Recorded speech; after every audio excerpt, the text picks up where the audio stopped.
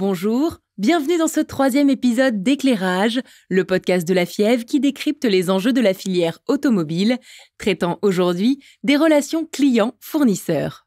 Avec Charles Aronica, directeur général de la FIEV, Raphaël Favre, vice-président relations constructeurs de la FIEV et directeur général de Marelli France, Jérôme Brisset, Group Quality Director chez Trèves, et Henri-Luc Xavier, Global Business Development and Sales pour le compte Renault chez Vistéon Electronics France. Comment la filière s'organise pour garantir des relations équitables entre clients et fournisseurs et plus précisément, quelles sont les actions déployées par la FIEV pour accompagner ses adhérents sur ces sujets? Bonjour Monsieur Aronica, bonjour Monsieur Favre, merci d'être avec nous. Bonjour. Bonjour. Monsieur Aronica, les constructeurs ont un pouvoir de négociation très fort auprès des équipementiers. Y a-t-il des dispositions légales, réglementaires qui encadrent ces relations clients-fournisseurs ? Comme vous le soulignez, les constructeurs automobiles détiennent un fort pouvoir de négociation vis-à-vis des équipementiers, ceci pour deux raisons. D'une part, du fait de leur volume d'achat. Pour rappel, aujourd'hui, en moyenne, environ 80% du prix de revient industriel des nouveaux modèles automobiles est constitué d'achats auprès d'équipementiers. D'autre part, du fait de la forte concentration qui caractérise l'industrie automobile, les 9 plus grands constructeurs automobiles représentent plus de 70% de la production mondiale de véhicules. L'une des motivations des constructeurs à faire la course au gigantisme réside d'ailleurs dans la possibilité de peser plus lourd dans les négociations qu'ils mènent avec leurs fournisseurs. Cette puissance d'achat peut potentiellement être source d'abus. En France, il existe des dispositions légales qui encadrent les négociations commerciales entre professionnels et sanctionnent les éventuels abus. L'objectif du législateur étant d'assurer le maintien de relations commerciales aussi loyables que possible, malgré un rapport de force parfois déséquilibré.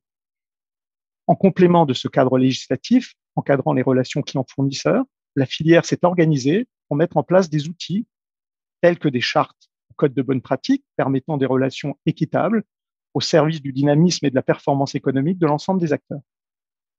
Les engagements contenus dans ces documents ne régissent pas seulement les relations entre les constructeurs et leurs fournisseurs, et doivent être mises en œuvre tout au long de la filière.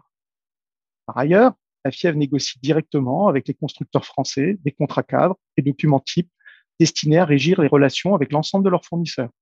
C'est par exemple le cas de conditions générales d'achat, de contrats de fourniture type, de conditions de garantie.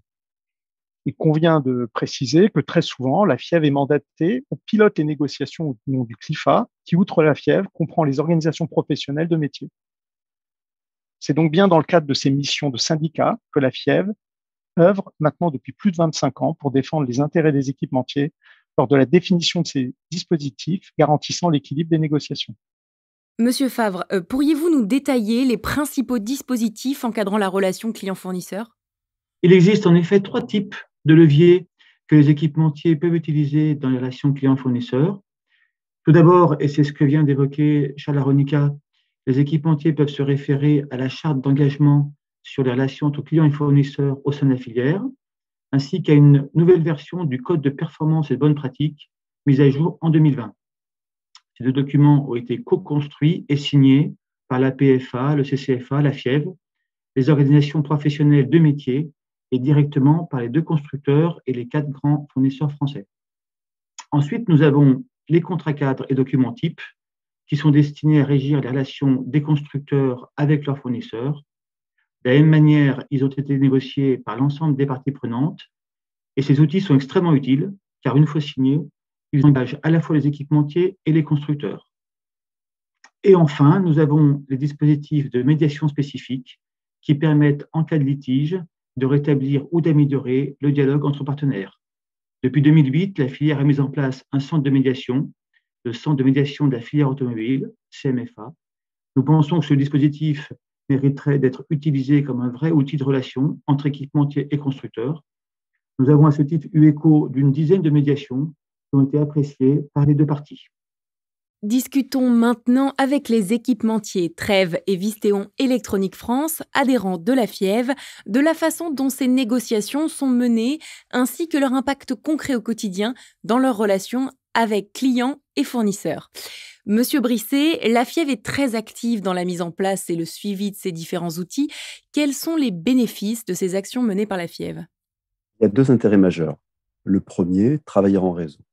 Par exemple, pour la RCCP Renault, c'est la procédure de compensation des coûts supportés par Renault pour les interventions sur véhicules pendant la période de garantie, cela nous a permis de négocier les conditions sous différents angles et différents aspects. Ce n'est en effet pas parce que nous ne sommes pas concernés par une clause spécifique de ces contrats aujourd'hui que nous ne le serons pas demain. Tous les équipementiers ne vendent pas tous les mêmes produits, mais ils s'avèrent finalement tous concernés au même niveau par ces négociations, car il s'agit de signer à la fin le même document. Le second intérêt, c'est la force du collectif. En portant collectivement nos positions au travers des discussions de la FIEV, nous sommes plus forts dans les négociations. En effet, les équipementiers seuls ont un rapport de force assez limité. Dès lors, ramener la discussion au sein du syndicat et la porter collectivement crée une union. Ces négociations sont également un gain de temps important pour nos services juridiques, libérés de ces échanges, parfois très longs, avec les clients. Monsieur Savier, partagez-vous ce retour. Quel est votre point de vue? Eh bien, écoutez, on partage effectivement ce point de vue. Je vais d'ailleurs vous donner un exemple concret. Vistéon Électronique France, c'est un adhérent, je dirais, relativement récent, puisqu'on a adhéré à la Fièvre en 2019. On s'est réadhéré plus exactement. Et on avait commencé à discuter avec Renault sur des nouvelles conditions de garantie. Nous nous sommes rendus compte que le travail qui avait été engagé par la Fièvre en concertation avec ses adhérents était plus global que ce que nous avions commencé seuls de notre côté. On va pouvoir signer l'accord récent, plus conséquent, bien sûr.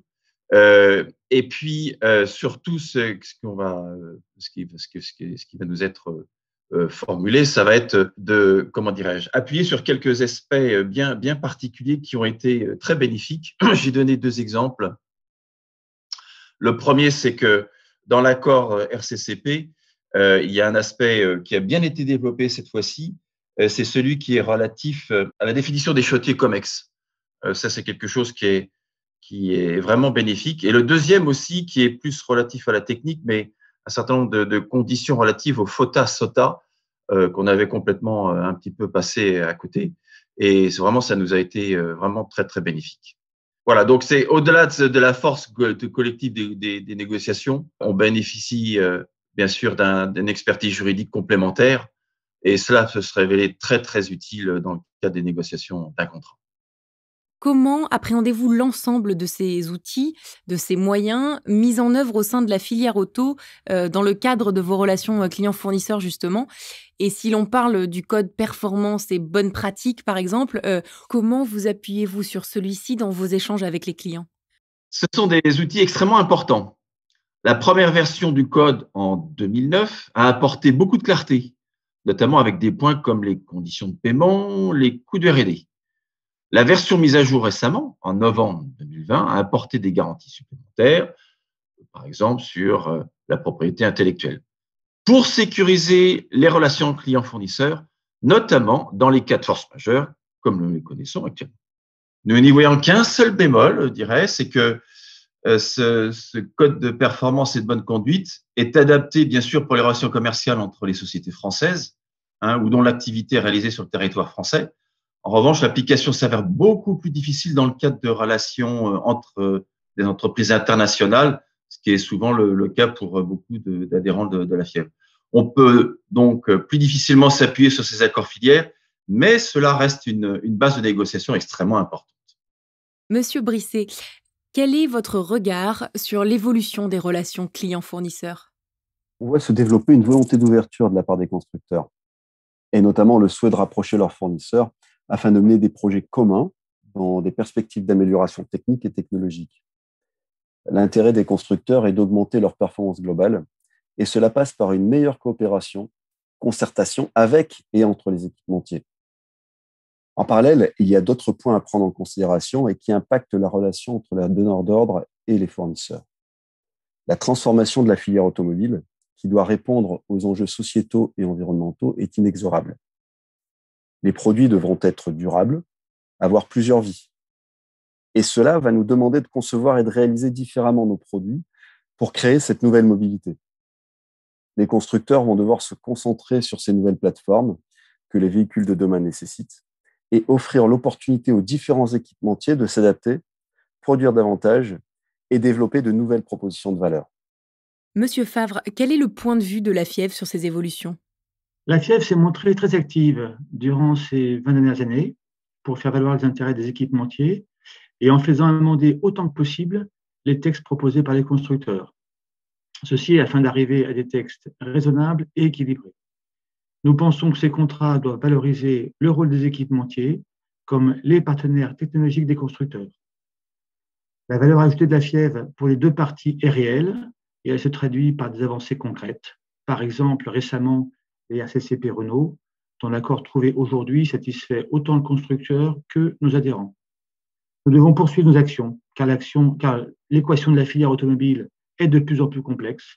Les constructeurs se globalisent et doivent sans cesse améliorer leur compétitivité. Notre rôle est de les convaincre que les équipementiers sont leurs partenaires, comprennent leurs besoins et peuvent apporter en réponse les solutions technologiques adéquates.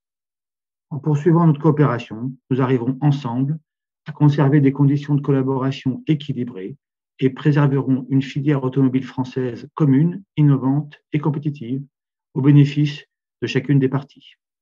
Messieurs, merci beaucoup pour votre témoignage éclairant. C'est déjà la fin de ce 3e épisode d'Éclairage. Nous vous donnons rendez-vous pour le 4e épisode, consacré cette fois à la réglementation et l'accès aux données des véhicules. À bientôt!